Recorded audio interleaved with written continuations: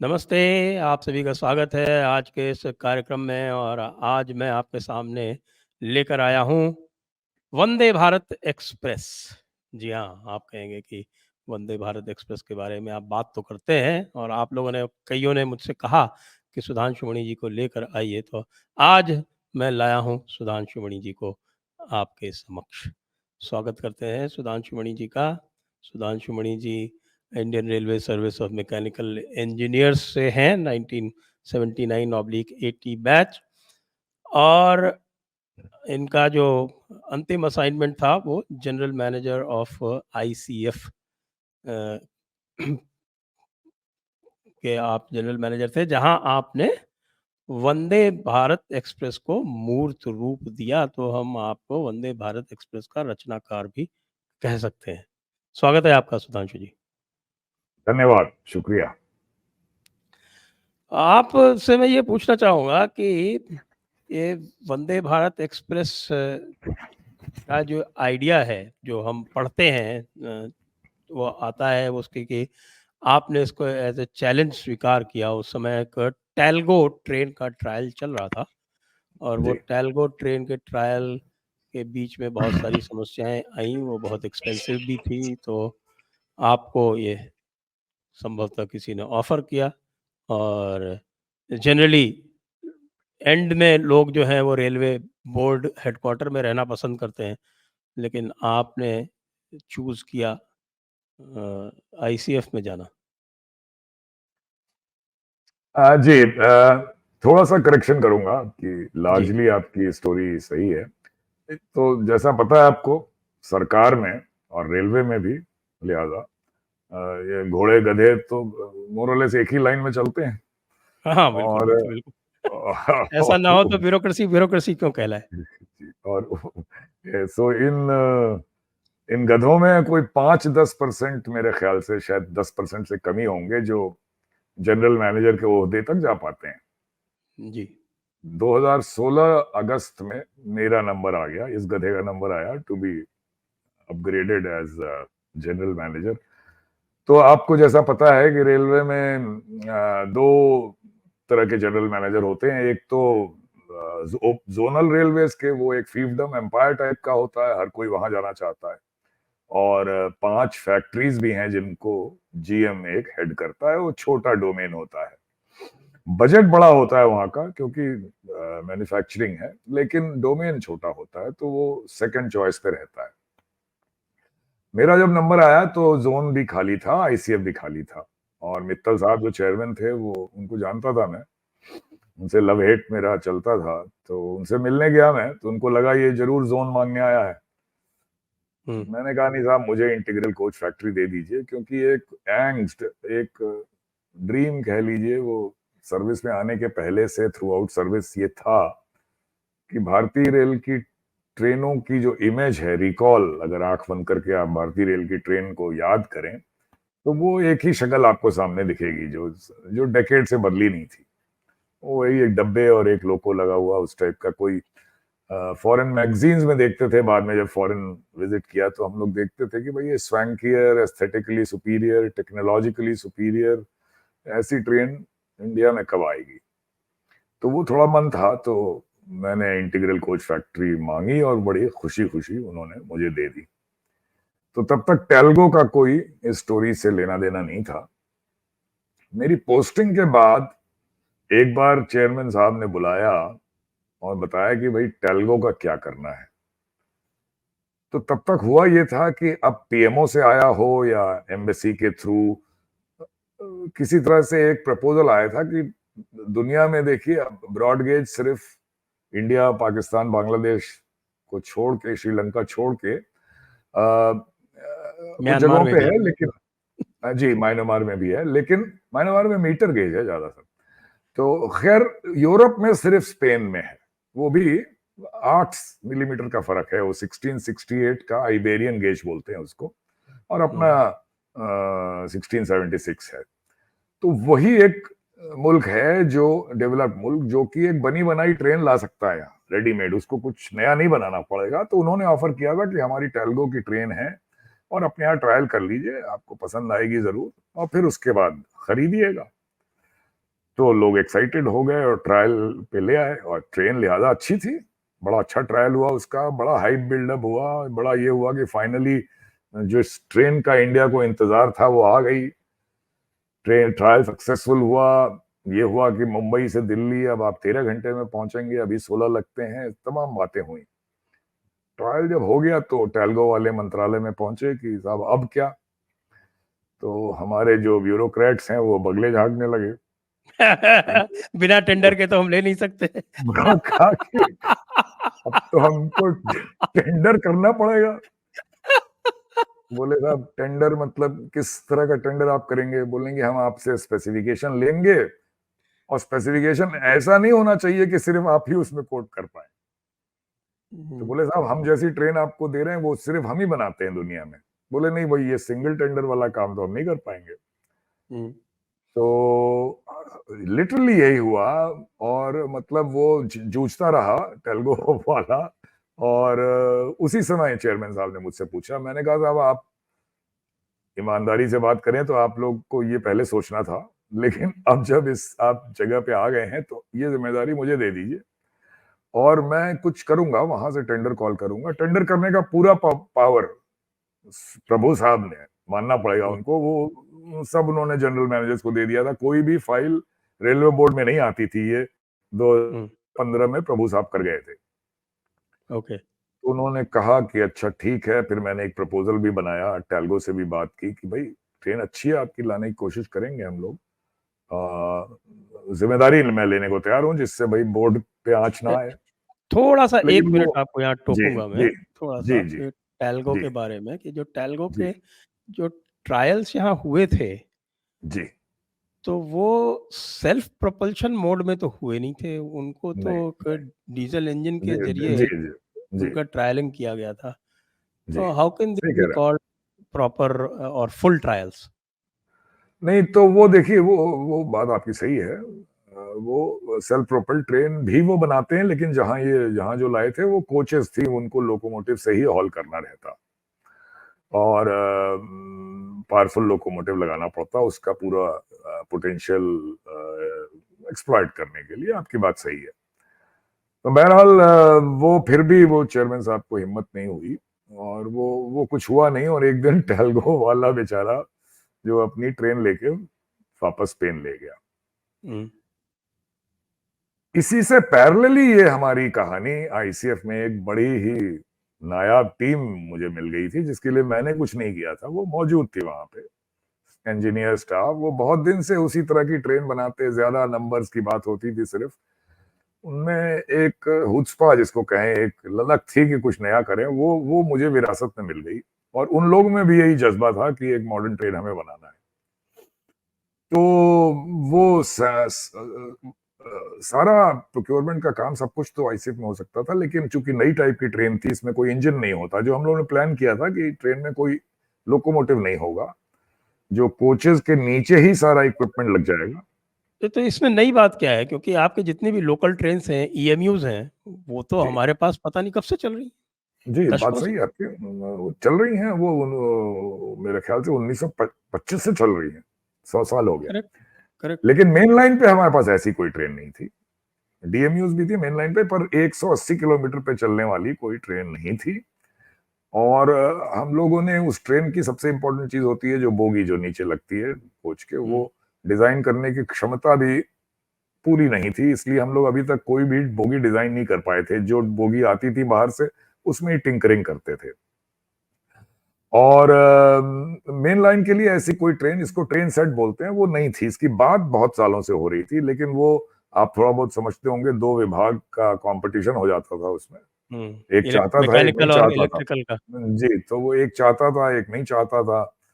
एक कहता था कि भाई ये ना कोच है ना लोको है, ये बीच का है, तो इसका माई बाप कौन होगा। तो इन झगड़ों में मैं भी इन झगड़ों में था, मैं भी विभागीय झगड़े में था। ये बोलूं कि नहीं था गलत होगा। एक बात जरूर मैं कहता था वैसे कि भाई ये जी इलेक्ट्रिकल लोको जो है, जी उसमें तो इलेक्ट्रिकल और मैकेनिकल दोनों होते हैं, तो फिर उसको इलेक्ट्रिकल क्यों ओन करता है? नहीं, देखिए, और डीजल लोको देखिए तो उसमें इलेक्ट्रिकल मेरे ख्याल से मैकेनिकल के बराबर ही है। तो वो एक जिसको कहा जाए एक विभाजन हुआ था मेरे ख्याल से अर्ली 50s में या उसके जस्ट बाद जब डीजल लोकोज आए, इलेक्ट्रिक लोको आए, तो एक विभाजन हो गया कि बिजली वाला तुम्हारा, डीजल वाला हमारा। तो ये ट्रैक्शन विभाग एक होना चाहिए, शुरू से ही होना चाहिए था, हुआ नहीं, क्योंकि वो काफी कुछ मिलता जुलता काम है। अब उसमें हम लोग नहीं जाएंगे। तो ये सैंक्शन जरूरी था बोर्ड से, बाकी सब कुछ काम यही हो जाता कि भाई, तो वो सैंक्शन लेने की जद्दोजहद नवंबर 16 में शुरू हुई, और वो सैंक्शन लेट मिला हम लोग को, बड़ी मुश्किल से मिला जाके वो मार्च अप्रैल 2017 में। जब ये सैंक्शन मिल गया, ट्रेन बनने लगी, खबर हो गई, तो टैलगो की स्टोरी अपने आप डाई डाउन कर गई। तो मैं इसको डायरेक्टली लिंक नहीं करूंगा। ये जरूरी है कि वो अच्छी ट्रेन थी, सेल्फ प्रोपेल्ड नहीं थी, लेकिन लोगों से खींचती बहुत, और महंगी होती ऑब्वियसली। बाहर से चीज अच्छी लाओगे तो उसको आपको एक्सपोर्ट में प्राइस तो ज्यादा पड़ता ही है। उसको एक सोशल मीडिया में ये कलर दिया गया कि भाई वो 250 करोड़ मांग रहा था, तो आईसीएफ को कहा गया आप ट्रेन बनाइए, और आपने 100 करोड़ में बना दी। वो बात पूरी ठीक नहीं है, क्योंकि ऐसा कुछ नहीं हुआ था। ये हम लोग खुद चाह रहे थे कि हम लोग कुछ बनाएं, और वो प्रपोजल लेके हम लोग रेलवे बोर्ड में गए थे कि हमें परमिशन दी जाए, बाकी हम लोग कर लेंगे। ये कहानी है, टू क्लेरिफाई। ओके जी। तो फिर आपने कब ये बनाना शुरू किया, कितना समय लगा? और जी, एक दूसरी बात और भी है कि ये जो आपने जो बोगी डिज़ाइन जब आपने ये है इस तरह की इनकॉर्पोरेट की, जी, तो आपने फिर आर्टिकुलेटेड बोगीज क्यों नहीं की? यही आपके जो अलग-अलग जो आपकी बोगीज होती हैं, यही क्यों की? जी। तो आर्टिकुलेटेड बोगी के सवाल पे मैं बाद में आता हूँ। टैलगो की जो ट्रेन ट्राई हुई थी वो आर्टिकुलेटेड बोगी पे है। वो उसमें महारत 2-3 कंपनीज को है दुनिया में, और टैलगो को बहुत अच्छी महारत है उसमें, और वो एक स्पेशल डिजाइन होती है। और हम लोगों को एक जो ट्रेन बनानी थी विद दीज एडवांटेजेस कि भाई कम से कम 160 किलोमीटर की ट्रैक के लिए 180 किलोमीटर पे टेस्ट करेंगे। आगरा दिल्ली से भोपाल के ट्रैक के लिए हम इसको नजर में रख के डिजाइन करेंगे, जिससे ये पूरा 160 पे कुछ देर के लिए कम से कम दौड़ सके, और अभी शताब्दी जितना टाइम लेती है उसमें कम से कम 1 घंटा बचा सके हम लोग। और ये एक माइंड में था। तो सैंक्शन मिलने में देरी हुई, क्योंकि बोर्ड में कोई चाहता नहीं था, क्योंकि इससे इंपोर्ट भी रुक जाता अगर बन जाती। कुछ लोग तो ये मानते थे कि ये बन ही नहीं पाएगी, और जो ये मानते थे कि शायद बन जाए, उनको खतरा था कि इंपोर्ट नहीं हो पाएगा। इंपोर्ट का एक प्रोसेस चल रहा था कई सालों से। और फिर जेलसी, किसी को मुझसे जेलसी, कुछ को मेरे एचओडी से जेलसी, ज्यादा मुझसे ही थी कि ये मतलब ये स्पिनिंग अ यार्न, ये पब्लिसिटी सीख कर रहे हैं बने, इस तरह की बातें थी। तो चेयरमैन साहब को पकड़ा गया, उनसे कहा गया कि साहब हमें 2 ट्रेन बनाने का सैंक्शन दे दीजिए, बाकी आपको जो इंपोर्ट करना है करिए, हम कौन होते हैं आईसीएफ से आपको रोकने वाले। बस ये कह सकते हैं कि आप जितने में इंपोर्ट करके लाओगे उसके 1/3 दाम में हम लोग बना देंगे। और आपके अभी 14 महीने बाकी हैं। मार्च में मैंने उनसे जाके कहा, वो जुलाई 18 में रिटायर हो गए थे, आपसे ही फीता कटवाएंगे इसका। वो झूठ बात थी, 14 महीने खैर बन के तो नहीं तैयार होती। मित्तल साहब ही थे तो तब? मित्तल साहब ही थे। फिर उनका एक मैंने कहा, देखा नहीं मान रहे हैं बोर्ड में, सबने तो रिजेक्ट कर ही दिया था, तो मैंने कहा साहब मैं पकाता हूँ आपके पैर, अब छोड़ने वाला नहीं जब तक आप सैंक्शन नहीं दोगे। तो देखिए, हमसे आज बहुत लोग पूछते हैं कि वो क्या वाकई आपने पैर पकड़ा था। अब वो मित्तल साहब तो नहीं रहे बेचारे, ब्लेस हिज सोल। तो मैंने कहा भाई ये सच पता करने के लिए आपको ऊपर जाना पड़ेगा।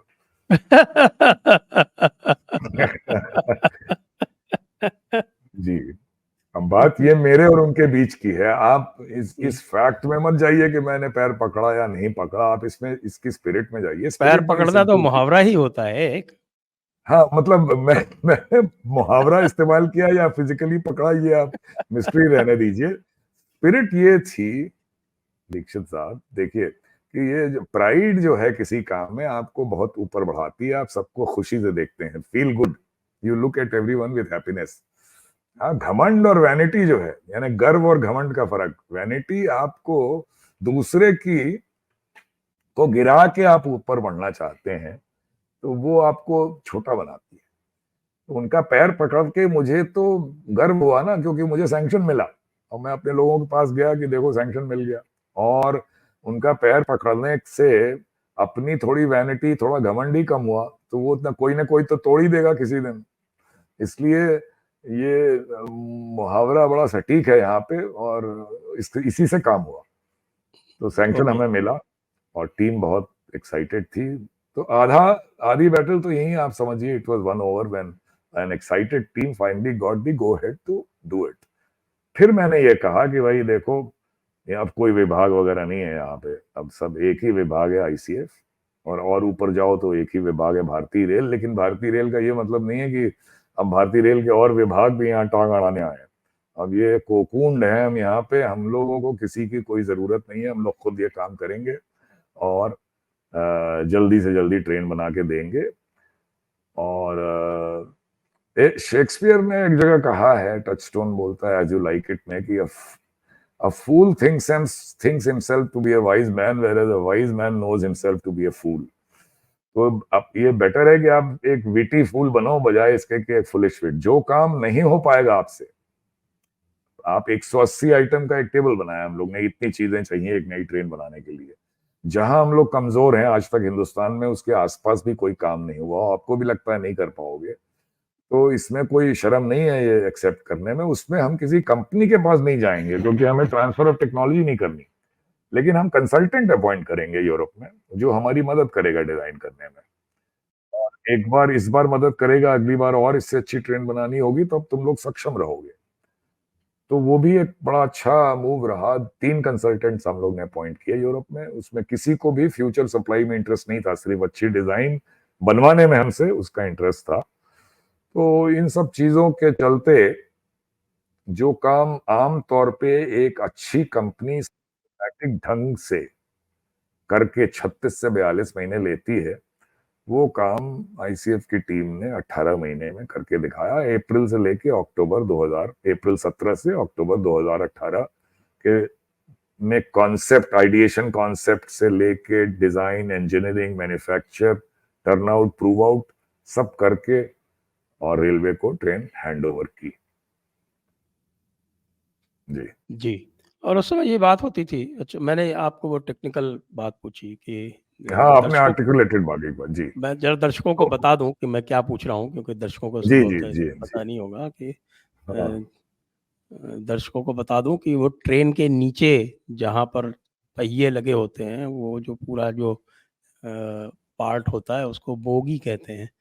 तो हमारे यहाँ 2 बोगी के ऊपर एक कोच सेट होता है, लेकिन आर्टिकुलेटेड बोगी वो होती हैं जिसमें एक बोगी पर 2 कोचेज सेट होते हैं, वो एक बोगी 2 कोच शेयर करते हैं और उसमें फिर कई बार टिल्टिंग टेक्नोलॉजी इत्यादि भी लगाई जाती है। जी। जी, तो मैंने पूछा था आपको ये कि आपने जी, तो आर्टिकुलेटेड बोगी डिज़ाइन क्यों नहीं ली?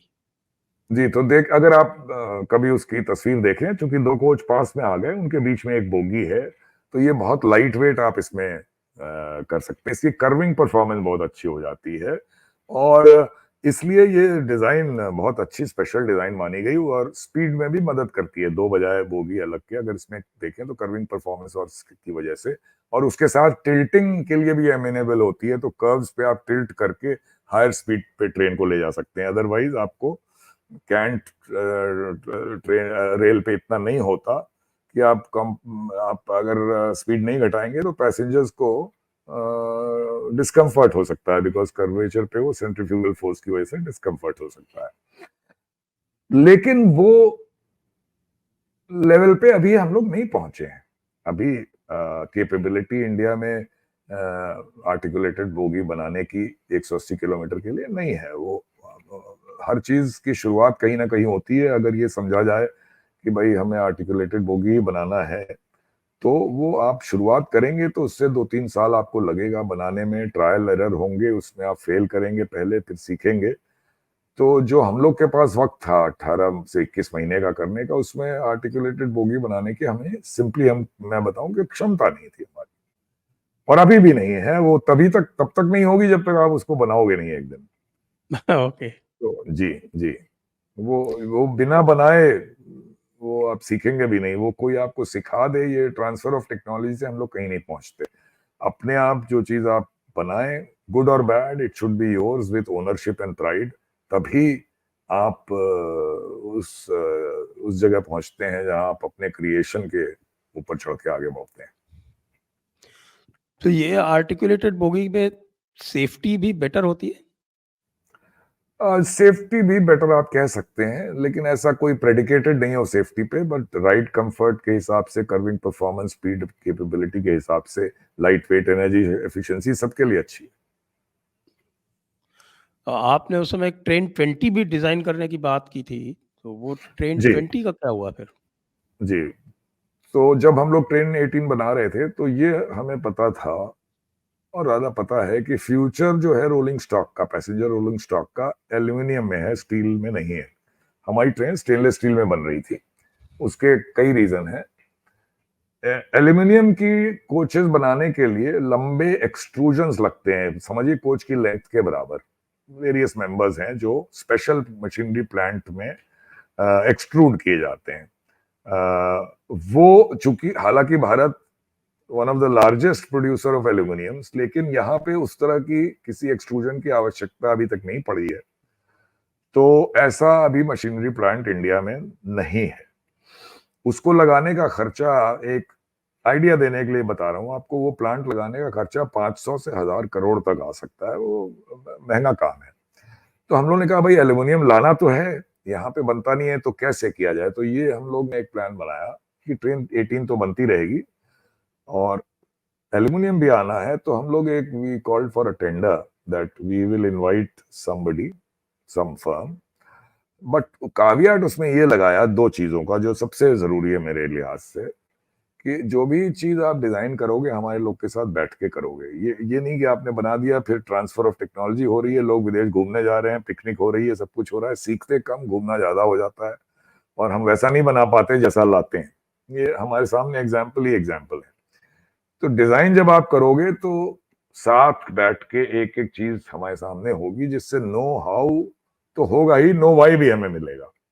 और दूसरा, हम 15 से 20 ट्रेन का टेंडर करेंगे, जिससे कि कोई ना कोई प्राइवेट सेक्टर में एक्साइट होके ऐसा प्लांट यहाँ पे लगाए कि एल्युमिनियम एक्सट्रूशन इंडिया में भी बन सके, जिससे धीरे धीरे इसका दाम कम हो। और अगर 15 ट्रेन का ऑर्डर है तो पहली 2 आप बाहर से लाएंगे, फिर 15वीं और धीरे धीरे आईसीएफ, और उसके बाद वाली आईसीएफ में ही आके बनाएंगे। हम प्रेमिसेस आपको देंगे हमारे लोगों के साथ मिलके, और 15वीं ट्रेन है वो पूरी की पूरी आईसीएफ का स्टाफ बनाएगा, आप दूर से देखेंगे। इस तरह का एक टेंडर था, एम्बिशियस था। उसमें अगेन बहुत से मैन्युफैक्चरर को दुख हो गया कि ये जो नहीं क्वालिफाई कर रहे थे, ये हर होता है टेंडर में, हम लोग से भी एक गलती एक आध हो गई उसको फॉर्म करने में। वो गलती मानूंगा, अगर वो गलती नहीं होती तो हम लोग फाइट करते कि ये टेंडर डिस्चार्ज नहीं होना चाहिए। लेकिन एक छोटी सी गलती हम लोग से हुई थी, जिसको एक मैन्युफैक्चरर ने उसको पकड़ा और फिर वो टेंडर वो डिस्चार्ज हो गया। चलिए, एक बार डिस्चार्ज हो गया, उसके बाद जो बोर्ड में मेंबर कंसर्न्ड और जो लोग थे, उनकी कोई सोच ही नहीं थी कि इस तरह का भी कुछ होना चाहिए। वो उन्होंने कुछ नहीं किया, वो लेके बैठे रहे। एल्यूमिनियम ट्रेन का ये 2018 की बात बता रहा हूं मैं आपसे। आज 2022 में जाके फिर, यानी 4 साल बाद ये मंत्री जब आए हैं, तो 100 ट्रेन का एक टेंडर हुआ फिर एल्यूमिनियम ट्रेन का, जिसको आप रफली ट्रेन 20 बोल सकते हैं। हालांकि वो बोलना ठीक नहीं होगा। ट्रेन 20 इसलिए नाम दिया था कि 18 के एंड तक, बीच तक ऑर्डर होगा और 2020 में निकल जाएगी एंड तक, तो 2020 की वजह से ट्रेन 20 नाम दिया था। तो अब तो जो ये टेंडर हुआ, टेंडर खुल भी गया। एल्स्टम बोल के एक कंपनी है, वो लोएस्ट है इसमें। ऑर्डर 3-4 महीने से नहीं हो रहा है, वजह मैं नहीं जानता। क्या नहीं, इलेक्शन आ रहा एल्स्टम नहीं, ये तो कोई, कोई रशियन कंपनी अलोंग विद नहीं आरवीएनएल वो वो अलग है। वो इन्होंने देखिए कई टेंडर किए, पहली बार अनप्रेसिडेंटेड इन्होंने 200 ट्रेन का स्टेनलेस स्टील का ही टेंडर किया, जो अच्छा, अपनी वो वंदे हाँ, Bharat. Please ji clarify that, वो थोड़ा मुझे भी हाँ, वो दो, उसमें। जी, तो वो 200 का टेंडर है sleeper version of Vande Bharat का। ओके, ये तो ओके। चेयर कार वर्जन हम लोग ने बनाई थी। और वो भी एक अलग कहानी है। स्लीपर वर्जन बहुत पहले आ जाना चाहिए था और आईसीएफ को डिजाइन करके ले आना चाहिए था, लेकिन वही नेगेटिविटी में पड़ा रहा, किया नहीं उन लोगों ने। वरना आज देखिए जो वंदे भारत आप इंट्रोड्यूस करते हैं उसको 16 से घटा के 8 कोच कर दिया इन्होंने, क्योंकि क्लाइंटल नहीं मिल रही है। और वो 8 कोच वाली भी पूरी नहीं चल रही। जबकि आप स्लीपर वर्जन लाएंगे तो ये गारंटीड है कि अगर आप उसको अच्छी स्पीड पे ले जाएंगे तो मुंबई, दिल्ली हावड़ा, कई ऐसी जगहों में वो फुल जाएगी। People will prefer it to air travel. बहरहाल तो स्लीपर वर्जन नहीं बन पाया और ये टेंडर इन्होंने किया। इसका एग्जाम्पल है, जो लोग लखनऊ से गाजियाबाद जाते हैं वो लखनऊ मेल से जाना पसंद करते हैं बनिस्बत बाई एयर जाने के। जी, जबकि अभी उतनी स्पीड भी नहीं है ट्रेन की तब भी। तो आपकी बात क्योंकि सही है। देखिए आप उनको एयरपोर्ट से गाजियाबाद आने में 3 घंटे लग जाते हैं। 3 घंटे लग जाते हैं, बहुत सही कहा आपने। और इसमें देखिए लखनऊ, अभी जो मुंबई से दिल्ली राजधानी है वो 5 बजे चलती है, शायद 9 बजे पहुंचती है, तो मतलब 16 घंटे का हिसाब किताब है। वो ओवरनाइट नहीं कहलाएगी। वो जिस दिन आप 8 बजे रात में चलाएंगे और 8 बजे अगले दिन पहुंचाएंगे या 8:30 बजे, तो वो ट्रू ओवरनाइट होगी और अच्छा कंपटीशन देगी एयर ट्रैवल को, because you travel with comfort. और आजकल तो एयरपोर्ट पे क्यूज ये वो। तो वो इन्होंने 200 ट्रेन का टेंडर किया स्टेनलेस स्टील का, वंदे भारत का स्लीपर वर्जन। वो ऑर्डर हो गया है, 120 हुआ है वो रशियन कंपनी जो आप बोल रहे थे प्लस आरबीएनएल, और 80 का ऑर्डर हुआ है टीटागढ़ प्लस बीएचईएल का। और टीटागढ़ प्लस बीएचईएल ने बहुत पहले कॉन्ट्रैक्ट साइन कर लिया, उनके यहाँ काम चल रहा है। रशियन और आरबीएनएल का अभी हुआ है 2-4 दिन पहले ही फाइनली। और 100 नंबर का था एल्यूमिनियम वर्जन का। ओके। वो टेंडर खुल गया है, लोएस्ट भी पता है, नेगोशिएशन भी हो गया है। ऑर्डर क्यों नहीं कर पा रहे हैं ये मैं नहीं बता पाऊंगा। Lowest is Alstom in this. Alstom जी, दो ही टेंडर ऑफर आए थे उसमें, एक मेधा स्टाडलर और एक एल्स्टॉम। एल्स्टॉम इज लोअर्स और अच्छी कंपनी है एल्स्टॉम, और लिहाजा ऑर्डर हो जाए तो एक अच्छी चीज होगी वो। और मेरे ख्याल से रेट तो भी ये कोई वाला बुरा नहीं स्लीपर आया। वर्जन है या कि चेयर कार वर्जन? ये भी स्लीपर वर्जन है, जी हाँ। ओके। तो तो यहाँ ये है अभी हम एक लोग। लोगों में, पब्लिक में एक ये प्रश्न उठता है कि जो स्टेनलेस स्टील की स्ट्रेंथ है और जो जी एल्यूमिनियम की स्ट्रेंथ है, इसमें क्या कंपैरिजन हो सकता है? बिल्कुल कंपैरिजन इसमें ऐसा है कि आपको एप्लीकेशन के हिसाब से देखना है। तो जो एप्लीकेशन हमें चाहिए उसमें जहां तक इसके डेड वेट कैरी करने की बात है, वो उसमें aluminium, although it is the density I don't remember, is perhaps 1/3, but strength is not 1/3। कम है स्ट्रेंथ डेफिनेटली, लेकिन उसके लिए वो फिट है एकदम। और दूसरा, जो क्रैश वगैरह के अगेंस्ट आपको स्ट्रेंथ का सवाल आता है, it lot depends on the structure that you make it with, the members they use and the structure that you make. तो वो एक प्रूवन चीज हो गई है कि इसमें सेफ्टी अब इंपेयर नहीं होती एल्युमिनियम से। अभी महंगा जरूर है लेकिन सेफ्टी का प्रश्न अब नहीं रह जाता इसमें। और ये देखिए इसकी रीसेल वैल्यू, इसका ड्यूरेबिलिटी भी ज्यादा है स्टेनलेस स्टील से, और एस्थेटिकली भी एल्युमिनियम लुक भी बेटर प्रेजेंट करती है। तो सब कुछ इसका अच्छा है। अब यूरोप में मेरे ख्याल से, रफ डेटा बता रहा हूँ, अब मेरे ख्याल से 60-70% जो नई ट्रेनें बनती हैं वो अब एल्युमिनियम की ही बन रही हैं, हर speed, even lower speed range में। तो मैं तो उम्मीद करूंगा कि एल्स्टम पे ये ऑर्डर जल्दी हो जाए, तो एक नई ईरा आएगी एल्युमिनियम ट्रेन की। अब क्यों अच्छा, ये ऑर्डर नहीं हो पा रहा एल्यूमिनियम है ये, में भी सेपरेट बोगीज हैं या उसमें कम से कम नहीं ये ये इसमें आर्टिकुलेटेड भी बोगी? सेपरेट, इसमें आर्टिकुलेटेड बोगी इसमें भी नहीं है। देखिए आर्टिकुलेटेड बोगी भी, जैसा मैंने कहा, टैल्गो है, एल्स्टम भी बना लेता है, और मेरे ख्याल से एक आधी और कंपनी है जो आर्टिकुलेटेड बोगी की ट्रेन बनाती है। ये अच्छी महारत है इसमें टैल्गो को, एल्स्टम को भी है, लेकिन ज्यादा कंपनी नहीं है। बाकी ट्रेन्स के लिए तो आपको कम से कम रशियंस वगैरह को ले लें तो 7-8 कंपनी तो दुनिया में ही 10 के करीब होंगी जो बना लेती हैं। आर्टिकुलेटेड बोगीज की कंपनी कम है, क्योंकि वो थोड़ी एक ठीक है। लेवल हाई जैसे यदि टेक्नोलॉजी आप यूरोप पे जाएं, यूरोपियन ट्रेन्स में आप अगर ट्रैवल करें, तो जैसे आपकी ये थैलिस है या आइस है या यूरो है। ट्रेन है, ये सब की सब आर्टिकुलेटेड पे ही चलती है। सबकी सब तो नहीं कहूंगा मैं, मेरे ख्याल से आपने जो एग्जांपल फ्रेंच वाला दिया वो है।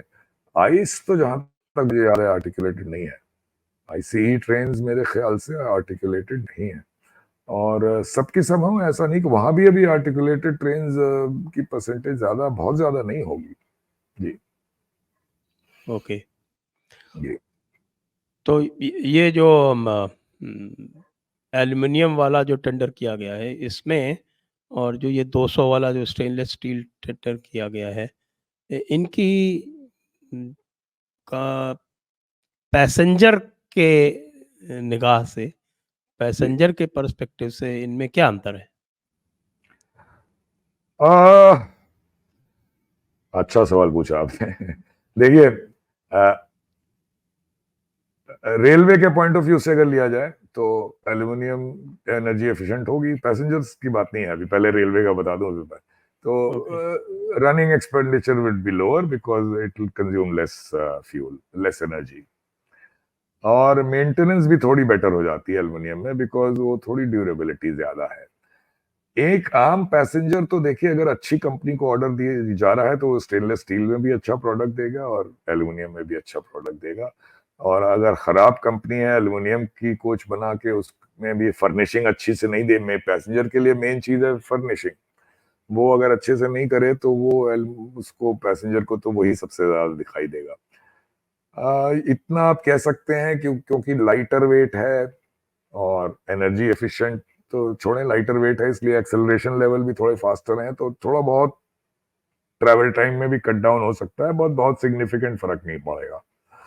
लेकिन हाँ, रेलवे के लिहाज से अच्छा है और अच्छा दाम भी इनको मिला है, मैं कहूंगा। देखिए, स्टेनलेस स्टील वाली 120 करोड़ की है ईच, और जो कोट किया था एल्स्टॉम ने 150। नेगोशिएशन के बाद ये दाम कितना आया है मुझे नहीं पता, मुझे लगता है 145, 140, 45 के बीच में आया होगा, जो कि बुरा नहीं है वो दाम। We have driven them because of our volume. 100 train का ऑर्डर, मतलब दुनिया में दो चार ही कंट्री हैं जो कर सकती हैं। चाइना कर सकता है, उसके बाद हम इंडिया ने किया है। ये कोई खेल नहीं है, इसलिए कोई भी कंपनी ऑर्डर छोड़ना नहीं चाहेगी 2-4 करोड़ रुपए के लिए। So I think it's a good opportunity for Alstom as well as Indian Railways. अच्छा, इसमें एक सवाल ये पैदा होता है, अक्सर हम देखते हैं कि जो हमारी जो ट्रैक्स हैं जी वो तो 90% ट्रैक्स या 80% ट्रैक्स तो अभी भी 110 के लिए डिजाइंड है, जी जी और बहुत सारे अब अपग्रेड हो रहे हैं 130 के लिए, जी और ओके 160 के लिए अभी तक तो एक मेरे ही ख्याल से खाली दिल्ली आगरा कोई एक। जी जी एक ही एकदम सही। सेक्शन है जो या, या, 160 के लिए सर्विसेबल है। जी तो हम 180 टू 100 की ट्रेन डिजाइन कर रहे हैं, isn't it putting the cart before the horse? बिल्कुल सही। बहुत अच्छा आपने मुझे आपने जो स्टेटस बताया वो एकदम सही है, यही पोजीशन है। और 160 एक थ्रेशोल्ड माना जाता है कि 160 के ऊपर ट्रेन सेमी हाई स्पीड कही जाएगी। 160 से एक्चुअली कोई 200 पे मानता है, कोई जो भी है। 160 से 225 की रेंज में सेमी हाई स्पीड ट्रेन है। तो ये भाई इस थ्रेशोल्ड पे हम पहुंचे, ये बात आज 30 साल से चल रही है रेलवे में, तमाम रिपोर्ट्स भी बनी है। फाइनली ये काम सैंक्शन हुआ है मेरे ख्याल से 2016 या 17 में, और 5 साल से ये काम मुंबई दिल्ली और दिल्ली हावड़ा के बीच में चल रहा है। पैसे की आजकल आपको पता ही होगा, रेलवे को पैसे की कोई कमी नहीं है। रेलवे का हाँ, कैपेक्स अब तो बजट से पैसा मिलता है। अब तो सरकार से मिलता है, वो भी पहले तो बोरोइंग्स भी होती थी, अब बोरोइंग्स भी नहीं, अब सीधे सरकार से ग्रांट कह लीजिए उसको मिल रहा है, जिसपे आपको डिविडेंड नहीं देना है, कुछ नहीं, सरकार का पैसा। 50,000 करोड़ कैपेक्स से हम लोग 2.62 लाख करोड़ पे पहुंच गए हैं इस सरकार के दौरान। तो इसका मतलब सरकार को एक बिलीफ है कि भाई रेलवे को बढ़ाना है, चाहे रेलवे खुद पैसा कमाए या ना कमाए, क्योंकि रेलवे की ऑपरेटिंग रेशियो तो 100 के आसपास ही चलता है, थोड़ा बढ़ हम्म भी जाता है कभी कभी। हम्म। सरकार की बिलीफ है कि रेलवे इकोनॉमी के लिए जरूरी है, अच्छी है, क्लीनर मोड ऑफ ट्रांसपोर्ट है, पैसे लगाने हैं, वो एक अलग बात है। लेकिन अब एग्जीक्यूशन सिर्फ पैसे से तो नहीं होगा, आपको एग्जीक्यूशन, लैंड एक्विजिशन तो खैर इसमें इन्वॉल्व नहीं है, लेकिन execution of the contract becomes central and your focus is needed, वो नहीं है, इसलिए अभी वो चल ही रहा है काम। तो 200 का तो छोड़िए, अभी 160 का ही हम लोग के पास एक ट्रैक है और ये एक दुखती रग है। ट्रेन हम लोग ने ये बनाई थी कि हम फ्यूचर रेडी हो जाएं, हमारे ट्रैक 160 होने वाले हैं और बहुत सी ट्रेन, हमें कहीं जाना नहीं पड़ेगा, हमारी ट्रेन रेडी रहेगी। तो ट्रेनें तो अब बहुत धड़ाधड़ बनने लगी और 110 पे भी चलने लगी, लेकिन ट्रैक अपग्रेड करने पे कोई तवज्जो अगर अब है तो तो सिंगल लाइन ट्रैक्स पे भी चल रही हैं वंदे भारत। जी, तो दिखता नहीं है। अब देखिए 20 से 30% इसका किराया भी ज्यादा है और लाजमी है भाई, कोई किराया आप ज्यादा किसी से लेंगे तो उसे कुछ तो देंगे ना। आप सिर्फ एयर होस्टेसेस टाइप होस्टेसेस लाके या आप टॉक बैक फैसिलिटी, कुछ रोटेटिंग सीट, ये सब करके एक दो बार नॉवेल्टी चलेगी। असली मुद्दा ट्रेवल का होता है, ट्रेवल टाइम प्राइमरी चीज। अगर वो नहीं कट डाउन करिएगा तो फिर ये नौबत आएगी। तो मेरे हिसाब से जो ट्रैक अपग्रेडेशन का काम है वो और तेजी से होना चाहिए, बजाय इसके कि हम ट्रेनें बनाते जाएं। ट्रेन बनाइए, अच्छा है, ट्रेन एक विजिबिलिटी दे रहा है, पॉलिटिकल माइलेज मिल रही है, मेरे लिए तो अच्छा ही है as creator, I like it. But I would feel कि आप अपग्रेडेशन का जो काम है ट्रैक का, इसको और तेजी से करें, स्पेशली जबकि इस सरकार ने पैसा मुहैया करा दिया है, पैसे की कोई कमी नहीं है, सिर्फ एग्जीक्यूशन पे ध्यान देना है। तो ये आपने बहुत सही पूछा। अब आया 200 की बात। एक चीज मैं बताना भूल गया, वो जो जो 100 ट्रेन का टेंडर है वो 200 किलोमीटर की ट्रेन का है, मैं उस समय बताना भूल गया। तो ये सवाल तो मैं भी पूछता था कि इसको इसको 200 का एक भी कहाँ ट्रैक करें? है नहीं और आप तो एक भी नहीं है, ना होने वाला है जल्दी में। एक टेस्ट ट्रैक आपके राजस्थान में बन रहा है, वो शायद 200 तक के लिए टेस्टिंग के लिए होगा। वो लेकिन टेस्टिंग के आप लिए है। लेकिन आप वो भी अभी है नहीं। ये कहाँ चलाएंगे आप? क्यों क्यों कर रहे हैं ये? अगर आप इस 200 की किलोमीटर नहीं रख के इसको 160 रखते या 180 रखते, तो ये 145 करोड़ जो कोट हुआ है वो शायद 10 करोड़ और कम हो जाता। It's quite possible. तो क्यों इसको 200 का किया है, मुझे मेरी समझ के बाहर है। तो 200 का कोई ट्रैक ना अभी कोई प्लान है, ना कोई सैंक्शन है, केवल 200 एक ख्याली पुलाव कह लीजिए आप। बहरहाल 160 का ज्यादा मैं से ज्यादा ट्रैक बने, ये जरूरी है। अभी तो हमने ये देखा कि 130 के लिए भी अ, अगर आपका पूरा का पूरा सेक्शन अगर रूट रिले इंटरलॉकिंग नहीं है, तो आप एक्सीडेंट प्रोन हैं। अभी ओडिशा में हुआ वो किस्सा, क्योंकि 130 को उसको अपग्रेड किया गया, उस सेक्शन को 130 के अपग्रेड, और वो जो है वो पूरा सेक्शन जो रूट रिले इंटरलॉकिंग होना चाहिए वो नहीं है। अलग-अलग स्टेशंस हैं, उनको इलेक्ट्रॉनिक इंटरलॉकिंग कर रखा है। तो ये जो सिग्नलिंग का जो एक प्रश्न उठता है, ये कई नहीं बार आप से बात हो रही है कि साहब हम इसको जो यूरोपियन सिग्नलिंग सिस्टम है उस पर ले जी जाएँगे। जी जी तो ये सिग्नलिंग अपग्रेड जो है, अभी भी हम देख रहे हैं कई स्थानों पे, तो अभी वो लेवल 1 इंटरलॉकिंग ही चल रही है। तो ऐसे में जी ये अजीब-सी बात हो रही है। वंदे भारत ऐसे सेक्शंस पे, सिंगल लाइन सेक्शंस पे चल रही हैं, जहाँ जी लेवल 1, लेवल 2 इंटरलॉकिंग्स हैं। तो ये कैसे बनेगा? जी, तो मैं पीछे से चल के बताता हूँ आपको। देखिए, जो यूरोप में अभी प्रेवलेंट सिस्टम है जिसपे उनकी हाई स्पीड भी चलती है, वो कहलाती है ETCS level 2, European train control system level 2। वो उसकी कीमत आती है कोई 2 करोड़ पर किलोमीटर। अगर हम टेंडर करने जा रहे थे, एक 5-6 साल पहले एक बात थी, 75,000 करोड़ का टेंडर करके लाने की एक बात हो रही थी। पैरेलली एक बड़ा डेवलपमेंट भारतीय इंजीनियर्स ने किया है, और मैं कहते थकता नहीं हूं हमेशा, जो वंदे भारत से भी बड़ा एक डेवलपमेंट किया है इंडियन इंजीनियर्स ने, उसका नाम है कवच। देखिए, कवच एक सिग्नलिंग सिस्टम है। लोग उसको एंटी कोलिजन सिस्टम सिर्फ मान के कंफ्यूज हो जाते हैं। ये RDSO के इंजीनियर्स ने और इंडस्ट्री के साथ मिलके ये एक अच्छा जबरदस्त प्रोडक्ट बनाया है, जो कि 50 लाख पर किलोमीटर में बन सकता है। और वो ETCS लेवल 2 में जो उसका फंक्शन है, सिग्नलिंग इंक्लूडिंग कैब सिग्नलिंग, वो सब उसमें है। तो इसके बारे में पब्लिसिटी तो अक्सर सरकार करती है और मंत्री कभी लोगों में आ जाते हैं, कभी चेयरमैन कोई, लेकिन इस पे जितनी तेजी से काम होना चाहिए वो नहीं हो रहा है। ये भी 160 किलोमीटर के लिए मेरे हिसाब से जरूरी होगा। तो ये अपना सिस्टम है और पूरी दुनिया में ऐसा कोई सिस्टम नहीं है। इसका एक्सपोर्ट पोटेंशियल भी बहुत अच्छा है, प्रोवाइडेड आप अपने यहाँ कम से कम 2-3 हजार किलोमीटर पे चला लें। वो पहला सवाल यही पूछेंगे कि आप क्या चला के नहीं। तो इस पे बहुत फोकस चाहिए कि ये कवच आप ज्यादा से ज्यादा लाइए, खास तौर से जहां 160 किलोमीटर का आपका प्लान है वहां शुरू करें।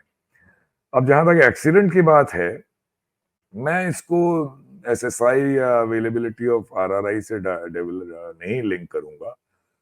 देखिए, कोई भी सिस्टम ऐसा नहीं होता जिसमें आप जो मेंटेनर है वही अगर छेड़छाड़ कर दे तो उसके अगेंस्ट सेफ्टी पैदा करना बहुत मुश्किल काम है।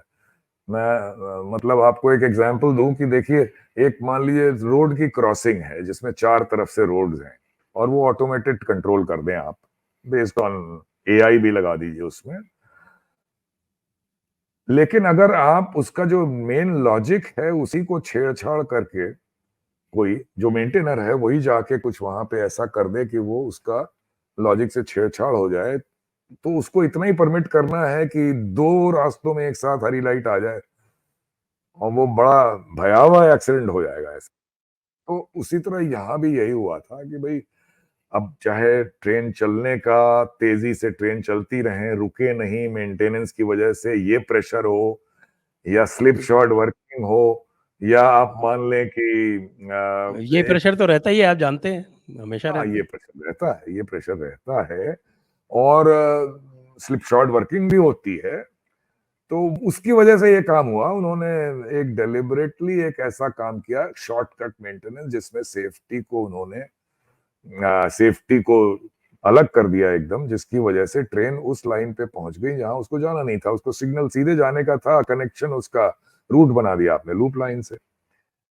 तो ये तो अगर वो आरआरआई और जो आप बता रहे हैं वो सब भी होता, अगर मैनुअल छेड़छाड़ आप करेंगे तो तब भी ये पॉसिबल था। फर्क इतना सिर्फ इतना है कि कवच होता तो भी एक्सीडेंट होता। सिर्फ इतना फर्क था कि कवच जैसे ही आप उस पॉइंट पे आते, तो इससे पहले कि ड्राइवर रिएक्ट करे कि भाई मैं गलत रूट पे जा रहा हूं, अब ब्रेक लगाऊं, उस रिएक्शन टाइम में ही 130 किलोमीटर की स्पीड पे ट्रेन ऑलमोस्ट पहुंचने लड़ने की जगह पहुंच जाती। कवच इमीडिएट रिएक्ट करके ब्रेक लगा देता है, इमरजेंसी ब्रेक। तो एक्सीडेंट तो फिर भी होता, क्योंकि इतनी डिस्टेंस ही नहीं थी उस ट्रेन के, गुड्स ट्रेन और इसके बीच में, लेकिन शायद इंपैक्ट कम हो जाता, लोग शायद कुछ कम मरते। ये मैं ऐसा समझता हूं। तो ये अगर सिग्नलिंग के बारे में आपने सवाल किया तो मैं यही कहूंगा कि एसएसआईज ठीक है, अब लार्ज स्केल पे लगा रहे हो तो अच्छी बात है, लेकिन कवच का इम्प्लीमेंटेशन और स्पीड में होना चाहिए। और खास तौर से बिकॉज ये भारतीय प्रोडक्ट है, रोज भारत में इस तरह के प्रोडक्ट नहीं बनते हैं। रेलवे का सबसे बड़ा सिग्निफिकेंट डेवलपमेंट कहूंगा मैं इसको। और आप अपने यहाँ अगर जोर शोर से लगाएंगे तो देखिए, ये टेक्नोलॉजी जो भी 2 करोड़ पर किलोमीटर नहीं अफोर्ड कर सकता है, मीडियम लेवल कंट्रीज जिनके पास पैसा है, लेकिन वो नहीं जहां आप इंडियन लाइन ऑफ क्रेडिट में देते हैं, वो सारी कंट्रीज इसको ईटीसीएस लेवल 2 के ऊपर प्रेफर कर सकती हैं। तो एक वास्ट मार्केट भी आपको वेट कर रहा है, इस पे बहुत फोकस चाहिए। तो ये वंदे भारत जो है, ये कवच रेडी है? जी, ये इन्होंने कर दिया है। वंदे भारत में एक को कवच रेडी बना दिया है, लेकिन अब जिस रूट पे वो चल रही है वहां पे कवच रेडी नहीं है। अभी कवच रेडी सिर्फ साउथ सेंट्रल रेलवे में सिकंदराबाद के आसपास, मुझे किलोमीटर याद नहीं है, शायद 1400 किलोमीटर के ऊपर अभी तक इफेक्टिव है। वहां भी 100% नहीं हुआ है, पर वहां चल रहा है, काफी दिन से ट्रायल में सक्सेसफुल है। तो ये स्टेटस है। एक तो मैंने एक बयान पढ़ा, सॉरी, एक बयान मैंने चेयरमैन साहब का पढ़ा, क्योंकि ये सवाल उठ रहे थे, मैं भी बोलता रहता हूँ, और एक्सीडेंट हो गया था। तो उन्होंने कहा कि भाई, इंडस्ट्री के पास कैपेसिटी नहीं है, इसलिए हम लोग कवच तेजी से नहीं लगा पा रहे हैं। देखिए, चेयरमैन के लेवल पे इस तरह की बात नहीं करनी चाहिए। इंडस्ट्री कोई आपकी मतलब इंडस्ट्री आप कैपेसिटी तब बढ़ाएगी जब आप उसको कॉन्फिडेंस दोगे कि भाई हम तुमसे अगले 5-10 साल खरीदेंगे, वरना वो पैसा लगा के बैठ जाएगा क्या ऐसे ही। वो आपने दिया नहीं और आप कह रहे हो इंडस्ट्री के पास कैपेसिटी नहीं है। ये इस तरह की थिंकिंग से नहीं काम होगा। You will have to involve. अगर 3 कंपनीज अभी बनाती है, उनसे नहीं हो रहा है, तो 3 और कंपनी ले आइए आप, कॉन्फिडेंस दीजिए कि पैसा लगाओ, बनाओ, और हम एश्योर्ड ऑर्डर देते हैं 5 साल का, 10 साल का। बहुत बड़े स्टेक इन्वॉल्व है इसमें। करेक्ट। जी। तो बात होती रहती है वर्ल्ड क्लास ट्रेन्स की, वर्ल्ड क्लास रेलवे सिस्टम की, तो यदि हमारे रेलवे सिस्टम को वर्ल्ड क्लास बनाना हो, ट्रेन्स को वर्ल्ड क्लास बनाना हो, जी तो what is this elusive world class? क्योंकि पश्चिम में भी आप देखेंगे तो अलग-अलग लेवल्स की ट्रेन्स हैं। जी कुछ तो हाई स्पीड ट्रेन्स हैं, they can be called world class. कुछ जी लेसर ट्रेन्स हैं, वो तो भी कह वो तो सकते हैं हमारी जी ट्रेन्स की तरह ही हैं। जी। तो बहुत अच्छा आपका ये और सवाल है एक क्योंकि बात और भी है, जी बिटवीन यूरोप, अगर यूरोप से कंपैरिज़न करें, तो जो यूएस की ट्रेन है, they are like third world. हाँ ठीक है और ना स्पीड ऑस्ट्रेलिया के की ट्रेन्स जो हैं, वो जो लॉन्ग लॉन्ग डिस्टेंस ट्रेन्स हैं, वो तो इंडिया की ट्रेन से भी पीछे हैं।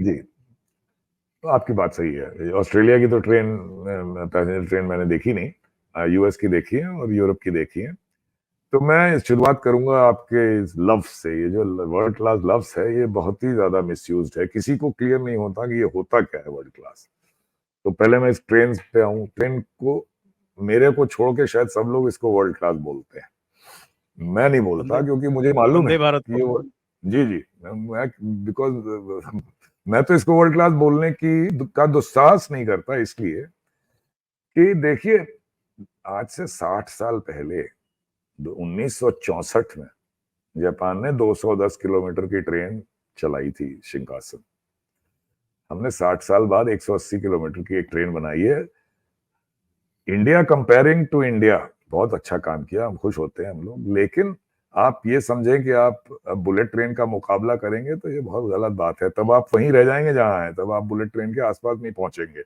पहले मानना पड़ेगा ना कि आप में कमजोरी है अभी और करने की जगह है तो वर्ल्ड क्लास तो और देखिए और दो कमजोरी है इंटीरियर में नहीं मानता कि हम लोग अच्छा बनाया हमने लेकिन हम जिस तरह के इंटीरियर यूरोप ट्रेन में वहां पहुंच पाए थे मैं नहीं मानता कुछ ना कुछ कमी रह जाती है हमारे पैनल्स के बीच में आपको गैप दिख जाएगा जो उनकी ट्रेन में नहीं दिखेगा उनकी ट्रेन की फिनिश ऑलमोस्ट आपको हवाई जहाज की फिनिश जैसी दिखेगी एक्सटीरियर की फिनिश में तो और हम वहां नहीं पहुंच पाए वहां की ट्रेन की जो फिनिश है वो और ऑटोमोबाइल्स की फिनिश में कोई फर्क नहीं दिखेगा हमारी ट्रेन में एंडुलेशन आपको दिखेंगे तो इस तरह की बहुत सी क्वालिटी और डिजाइन दोनों से रिलेटेड चीजें हैं जिसको हमको इम्प्रूव करना है वो कर लें तो हम जरूर वर्ल्ड क्लास बोलेंगे इसको अभी नहीं बोल सकते दूसरा वर्ल्ड क्लास एक स्टेशन को बोलते हैं हम लोग कि ये वर्ल्ड क्लास स्टेशन बन गया और उसकी इमेज क्या आती है कि एक होटल है एक 5 स्टार होटल है एक मॉल जैसी कुछ बिल्डिंग है एस्केलेटर लगे हैं और वो हो गया वर्ल्ड क्लास मुझे समझ में नहीं आता कि ये इसका पर्पस क्या है एक बर्लिन स्टेशन है जर्मनी में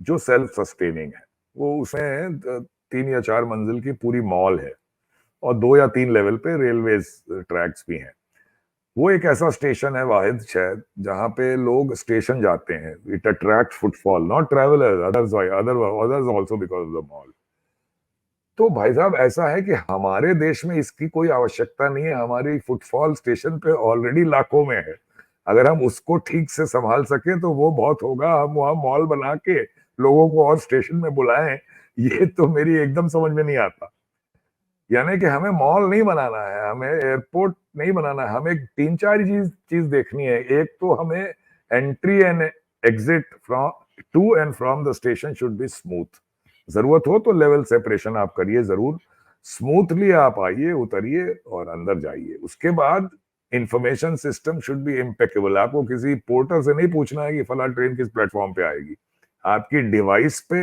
या किसी बोर्ड पे क्लियर इंफॉर्मेशन एकदम टू द डॉट आपको मिले आप वहां चले जाएं वहां आप पहुंचे तो अब आप वर्ल्ड क्लास की अगर बात कर रहे हैं तो ट्रेन ऐसी चलाइए ना जो 2-4 मिनट से इधर उधर के अलावा ना हो एकदम टाइम डॉट पे आए तो हमें फिर कहीं इंतजार करना नहीं है हमें पास कॉफी पीने का भी टाइम नहीं है ट्रेन आई हम चढ़े और जहां जाना था उतरे और 2 मिनट में बाहर ये काम है रेलवे का और जर्मनी में ये होता है जबकि डॉयचे बान की बड़ी बुराई है वहां पे लेकिन वहां पे अगर एक ट्रेन से दूसरी ट्रेन बदलनी हो और आपको सबवे से जाना हो तो भी 3 से 4 मिनट के डिफरेंस की ट्रेन हम लोग पकड़ लेते थे तो अगर वर्ल्ड क्लास वाकई बनना है तो पहले ये वर्ल्ड क्लास बनाइए कि ट्रेनें उस तरह से चलें इंफॉर्मेशन सिस्टम हो और बर्लिन छोड़ के जर्मनी के और स्टेशन बड़े सिंपल से होते हैं कोई वहां बड़ा मॉल टाइप एटमॉस्फेयर आपको नहीं दिखेगा तो मेरे हिसाब से तो वर्ल्ड क्लास का मतलब ये फंक्शनली इफेक्टिव स्टेशन जिसमें एंट्री एग्जिट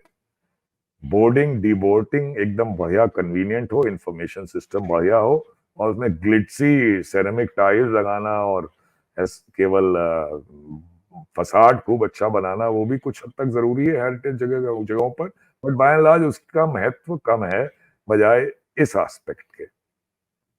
तो 2 एग्जाम्पल आपको मैंने वर्ल्ड क्लास के दिए, और अगर आपको और कोई वर्ल्ड क्लास रेलवे अनाउंस करती है नहीं, कोई चीज तो मुझे तो जापान की याद है कि वहां पर जी ट्रेन टाइमिंग्स जो थी वो घंटे, जी मिनट और सेकंड्स में दी जाती थी। सेकंड्स में आती है, बिल्कुल सही है। तो वो और उसको चलिए हम मिनट पे भी अगर पहुंच जाएं तो वर्ल्ड क्लास कह लेंगे अपने को, अगर वहां हम पर मिनटों में ये भी। है कि उनकी जो बुलेट ट्रेन्स हैं उसपे लोग अलार्म लगा के सो जाते हैं कि इतने जी बजे जो है हमारी टीम पहुंचेगी स्टेशन पे, और जैसे ही जी अलार्म बजता है बिना इधर उधर देखे और सीधे जाके स्टेशन पर गेट खुला हुआ बिल्कुल होता है और उससे निकल जाते हैं। तो that is the I think the बिल्कुल, अल्टीमेट। आपने एकदम इसको, वो अगर मान लिए सुपर वर्ल्ड क्लास है ही, तो कम से कम वर्ल्ड क्लास तक पहुंचने का हम लोग अगर इरादा बनाए तो ज्यादा अच्छा होगा, बजाय ये जिन चीजों को हम वर्ल्ड क्लास बोलना चाहते हैं उससे वर्ल्ड क्लास तो नहीं हो पाएंगे। करेक्ट। तो अब आपका बहुत बहुत धन्यवाद सुधांशु जी, बहुत आज मजा आया मेरे आपसे साथ बात करके, जुड़ने बहुत के बहुत लिए। शुक्रिया जी। और वंदे भारत एक्सप्रेस के बारे में और इंडियन रेलवेज के बारे में बहुत सारी बातें करने के लिए, बहुत सारे पॉइंट्स क्लैरिफाई करने के लिए बहुत बहुत धन्यवाद आपको। जय हिंद, जय शुक्रिया भारत, वंदे मातरम। शुक्रिया, जय हिंद।